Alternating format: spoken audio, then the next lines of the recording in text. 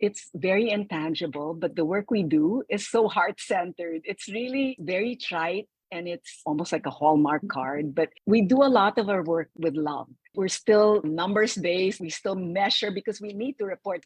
But in the work we do, a lot of it is also in the heart space. And that allows us to go into areas that maybe numbers don't. It's what makes it different because it's really all about developing relationships, treating them like family, developing trust, and always being honest, always being transparent. It feels very enriching and uplifting to do the work we do.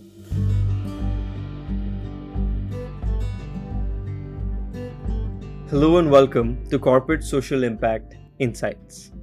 I'm Siddharth Chatterjee from the AVPN Academy team, and this is a series where we interview experts and leaders to learn about how we can amplify our contribution as practitioners in the corporate social impact space. The following is my conversation with Roberta Feliciano, Managing Director of the ABS-CBN Foundation. The topic of our conversation was on leading with trust and authenticity in corporate social impact. As it becomes clear in our conversation, ABS-CBN Foundation really is the perfect case study for talking about leading with authenticity and trust. We speak about how the foundation's genuine connection to its diverse stakeholders really amplifies the impact that it's able to have. This goes all the way from its purpose-aligned relationship with the larger ABS-CBN corporate and its long-term approach to working with funders and partners, to its unique initiatives for employee engagement, and perhaps most importantly, its empowering philosophy of change with the communities that it works with. The fact that Roberta is so genuinely excited about the work that they're doing made this conversation a real joy for us to have. I hope that you'll learn as much from it as we have. And without further ado, let's get into the conversation.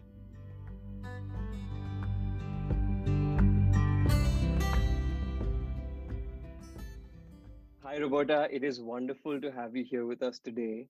To get started, could you tell us a little bit about yourself and about ABS-CBN Foundation and the work that you do? I started this job maybe about 2 years ago and nothing prepared me for it. I did not really have the training to do this job, but I guess a lot like motherhood, nothing prepares you to be a mother. You sort of just have to jump in and do it and learn as you go. The foundation started like in 1989. That's like over 30 years ago. And we really started as a response to disaster because we're hit by at least 20 typhoons, different disasters a year. And so it was an effort to meet the needs that arose because of those disasters. And then when my sister took it on, she changed the whole landscape of this foundation and made it so much more than just disaster relief. She went into the environment, to child's rights and welfare, into education. And like now what we've added on is livelihood, because we feel that in anything we do, unless we take care of people and what they need on a daily basis, which is really very basic, putting food on the table, they won't be able to think beyond that. And if we're trying to gun for the environment, for example, they will not be able to absorb what it means to take care of the environment unless they can take care of feeding their children and feeding themselves. Right. Yeah, absolutely. And I think this is a good time to note that ABS-CBN Foundation is quite unique and quite different from most other corporate foundations, in that corporate foundations generally are involved in the grant-making aspect, but ABS-CBN Foundation is much more an implementer of social impact initiatives. Yes, we do not give out grants. We are implementers. So whatever we do, we're on the ground and we're actually the people that receive grants and we do the implementing for them. And I guess it's different because most CSRs of corporations give out money.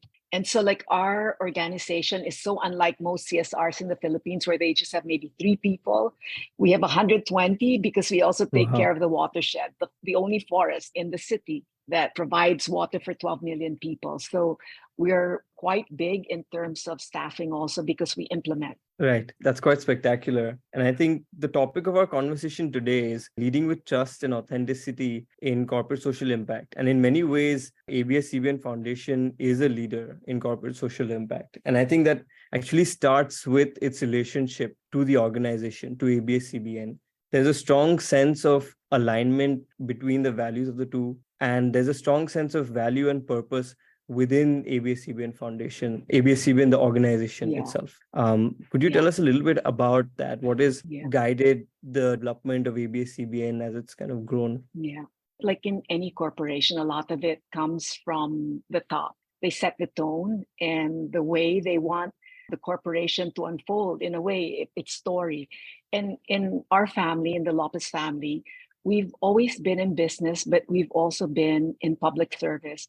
My father used to always say that public service is good business because you're not only earning a profit, but you're earning a profit by also helping other people, which is very important. And because of that belief that public service is of paramount importance, it has seeped through the corporate's beliefs and values. And it's the same thing in the foundation, where it's a more natural thing to happen there. The values are the same because the people running the corporation and the foundation are also from the family. So Right. it's the same thing. Yeah.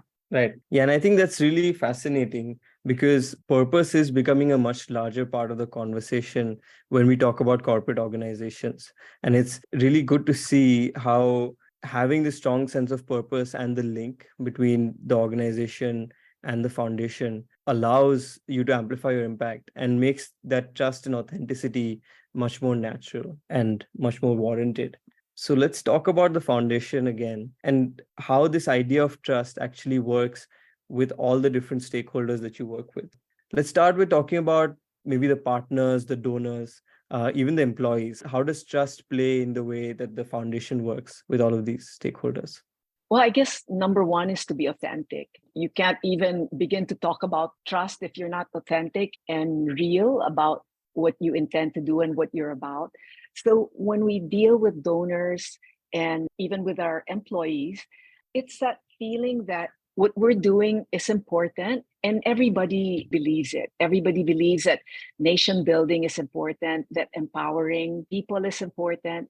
And so when you have that shared set of values, there's a comfort level that develops. And then you begin to, over time, trust each other to the extent that you just see each other. You don't have to explain too much. And then right away, we get the grant, for example, or we get the funding we need because they already know, they've vetted us. They know that we're true to our word and they know what we're involved in. So I think it's really important that you tread lightly and go slowly when you start off with anyone, because skipping that part of developing trust, it's not a shortcut you want to take. It's important you develop that from the outset. Right. And it sounds like when you're thinking about donors and partners, it's really a very long-term relationship that you have in mind. It's not the kind of programmatic, deadline-based funding that you're thinking of when you think of how you relate to donors. Yeah, because many times when we look for donors, we're also looking for partners, almost like a marriage, lifetime partner, maybe not lifetime partners, but partners. You want to be able to walk the journey together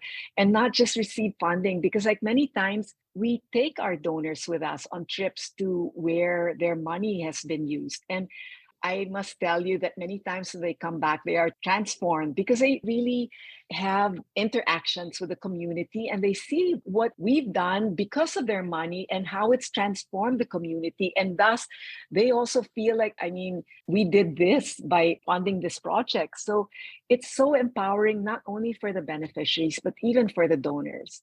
And we're Right. only so happy to be the conduit for all of this. Right. No, that sounds really amazing. Is that something that you also do with your employees, kind of the ones that may not be on the ground? Is there a way that you approach employee engagement with this idea of immersion? Right. So we have this program called Journey of the Heart. And we visit many of the community sites that we've worked with, even though we've exited out, we visit them because many of them are ecotourism sites. So we're trying to drive traffic there. And we always make a point to bring support services, people who are not on the ground, because for them to do the work of legal, of accounting, procurement, it makes it so much more meaningful for them to do the work they do when they see why they're doing what they do. Because if they're just in the office and doing all the paperwork and doing all the grunt work in a way, when they see why they're doing what they do, it makes it so much more meaningful. Then they say like, okay, I don't mind doing all of this because it's for this. And they actually see what their work goes towards. Because nothing really that we do is done by one. It's done by so many people involved. Right, right. That's really extraordinary. And I think this is where authenticity comes from, is when you have deep alignment between what you do and what you wish to create in the Right, world, right? Because even it's easy for these functions to become separate from the impact, even though, of course, as you said, they are very pivotal to helping the whole organization work. And an organization right. foundation of 120 people, that's really a large operation. And I think it's really cool that you're able to get everybody involved in this way. Definitely a program that I'd love to find out more about, Journey of the Yeah. Heart. Yeah. We have a passport. It's almost like in Compostela, when you go walking that trail, Yeah. you get the stamp at every place you go to. So we want to also do that here, where you, in order to first be on that passport and to be a place that we visit, there has to be a certain level of competency. And we have partners helping us that will provide the services, whether it's kayaking or whatever, and they provide the safety measures and all. So for them to be on that passport, they have to be at a certain level. And it's not only for our communities, it's for many other sites in the Philippines that deserve to be on that passport. It's just a way Right. of bringing people to places that they normally wouldn't go to, because now normally you go to a place and you visit to go shopping or to sightsee or to eat. So this one, you can do all of that too, but it's being engaged with the community. So it's a different kind of vacation, I would say. Right. Yeah, that sounds fascinating. And that's also part of the ecotourism and the work that goes into helping these Right. communities. So it's really great that all of those things come together in this kind of approach. Yeah. And I think space where we can talk about the communities now. And I think this is where obviously the idea of leading with trust becomes most crucial, and also where I think ABS-CBN Foundation shines through. So if you had to say how you build trust with the communities that you work with, what is your approach? What is your thought process regarding that? So it's very much like developing a relationship with anyone you just meet for the first time. But we make it a very purposive move on our part. We try to create a sacred space. It's a place where people can all come together and nothing is too silly or too maybe impractical. Everything is okay in that sacred space. So we hold it for the community and for ourselves, so that out of that, things will come out that you probably never intended to, but because there's a lot of trust involved, there's so much more that comes out of that space. And it takes a while, but Right. it's something you don't want to shortcut, because from Right. that foundation, so much more can come out of it. Right. Absolutely. And I think maybe to make these ideas concrete, could you talk a little bit about maybe one or two of your initiatives and how this plays out? Normally, when we go to a community, more often than not, it's community that was hit by a typhoon or an earthquake. So when we first go there, we first have to attend to them in terms of disaster relief. So we either give them immediate food and hygiene kits, things they need to go on with their daily lives. And then after that, we start to assess what's needed, because you always need to have a baseline assessment. And then we try to urge them to develop a people's organization, because they need to be a legal entity for us to be able to leave them and to exit, and for them to be able to advocate for themselves. So we help them develop that legal entity. And then from there, these are things that are going on simultaneously. We start to do like a needs assessment. We start to do like discussions with them. So we do the whole thing you would do if you were doing a project, but we do it at the community level. And then Right. more often than not, they know what they need and they know what their capabilities are.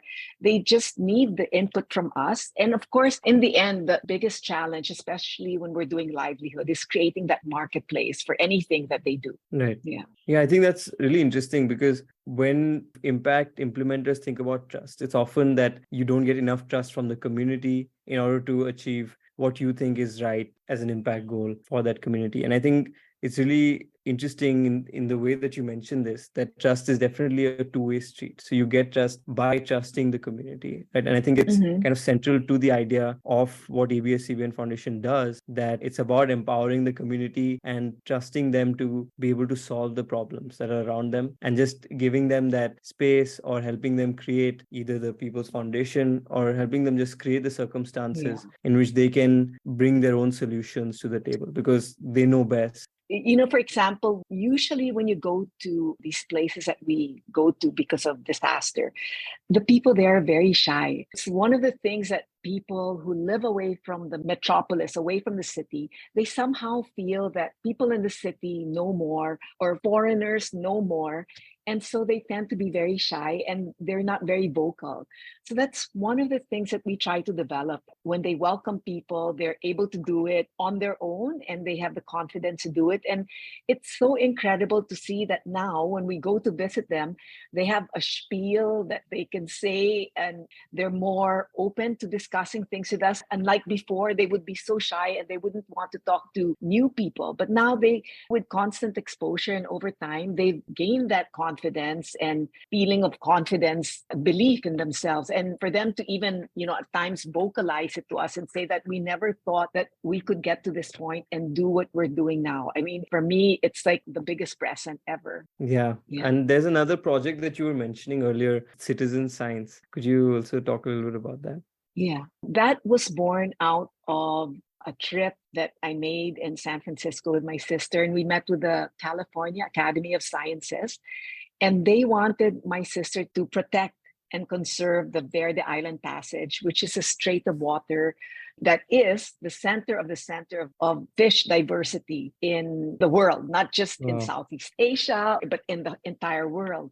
And so at that time, she was very busy with cleaning up the Pasig River in Manila. So she asked me and my husband to take it over. And it's been a long time since we started this, but born out of that is a program called Citizen Science.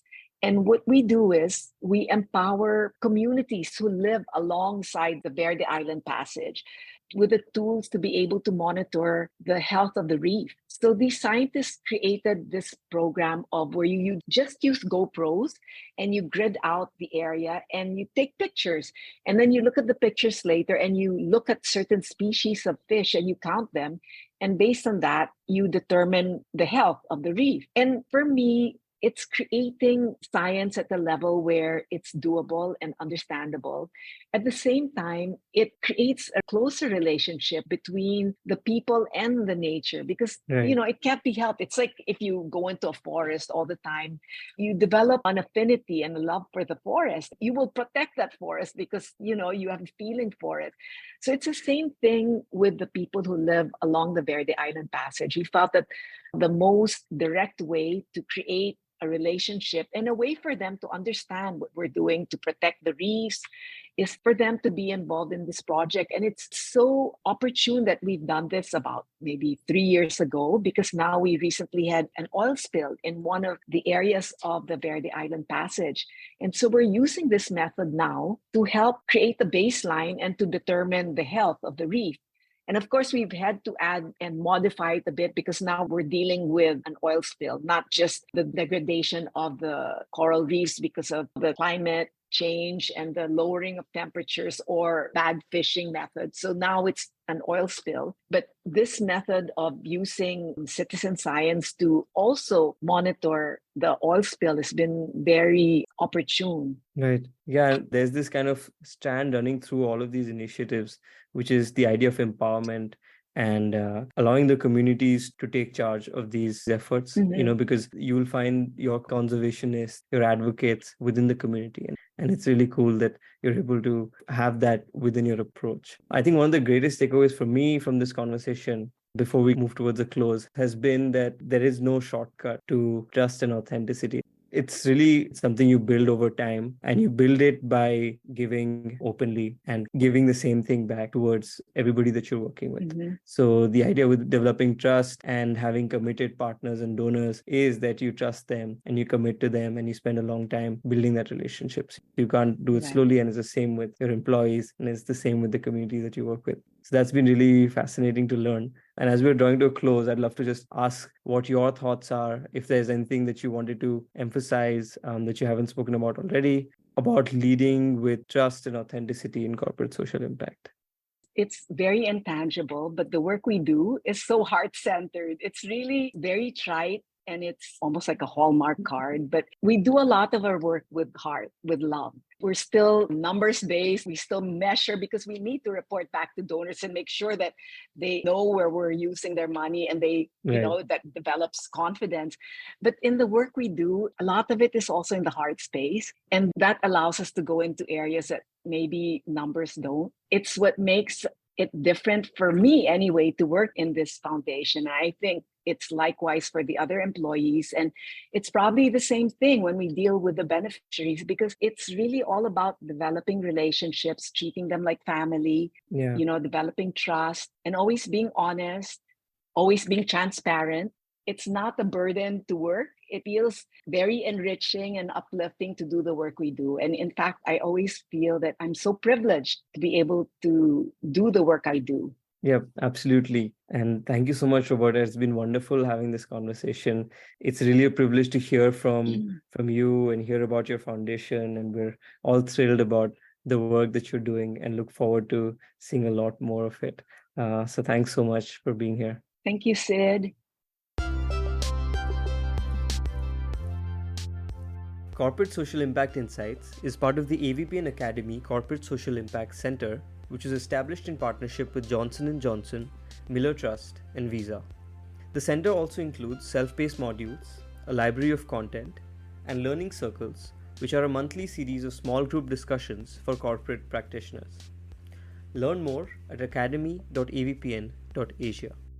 This is a monthly podcast series, and we hope you will tune in for another episode soon. Thank you for listening, and goodbye.